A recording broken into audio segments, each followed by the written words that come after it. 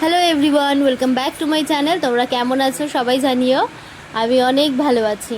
তো আজকে সারাদিনে কি করলাম সেটাই তোমাদের সাথে শেয়ার করতে চলেছি, আর অনেক দিন পরে ভিডিও দিচ্ছি, তো তোমরা সাথে থেকো। সকাল সকাল ঘুম থেকে উঠে চলে গেলাম পড়াতে। পড়িয়ে বাড়ি চলে এসে দেখলাম মা গেছে মন্দিরে, কারণ আজকে ছিল সোমবার। তো আমি আজকে সকালে ব্রেকফাস্টটা বানিয়ে ফেললাম। সেটা ছিল পাস্তা, শুধুমাত্র এটা আলু দিয়ে বানিয়েছি, কারণ আজকে সোমবার আমাদের বাড়িতে নিরামিষ চলে এই জন্য।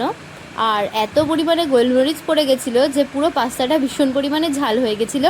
পাস্তা খেতে খেতে আমি অলরেডি আমার টাইপিং করতে বসে পড়লাম। এদিকে দেখলাম মা পুজো দিয়ে চলে এসেছে। ঝাল হওয়া সত্ত্বেও মা এটা খেয়ে বললো যে অনেক ভালো হয়েছে। তারপরে স্নান টান করে উঠে আবার একটু পড়তে বসলাম, আর ভাবলাম অনেকদিন একটু নেল পেইন্ট করি না, তাই একটু পরে নিলাম। আর সঙ্গে সঙ্গে একটু পড়াশোনাও করছিলাম। তো তোমরা জানিও যে নেল পেইন্ট করে আমার হাতটা কেমন লাগছে, সেটাই দেখাচ্ছিলাম তোমাদেরকে।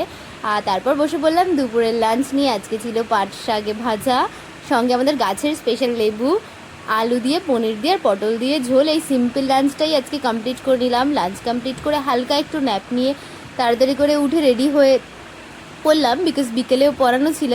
তো রেডি হয়ে চললাম পড়াতে। আর তাছাড়াও তোমরা কে কে টাইপিং ক্লাস করছো আমাকে সেটা কমেন্ট করে জানিও। আর তারপরে আজকে আমার সাইকেলটা খারাপ ছিল বলে আমি আজকে টোটো করে পড়াতে গেলাম। পড়িয়ে আজকে দিনটা এভাবেই আমার কাটালাম। পড়িয়ে বাড়ি ফিরলাম। বাড়ি ফিরে আজকের ডিনারটা কমপ্লিট করে ব্যাস ঘুমিয়ে পড়লাম। তো দ্যাটস ইট ফর টুডে। যদি এরকম ব্লগ পেতে চাও তো আমাদের চ্যানেলটা সাবস্ক্রাইব করে দিও, আর ভিডিওটা একটা লাইক করে দিও। Thank you so much, by.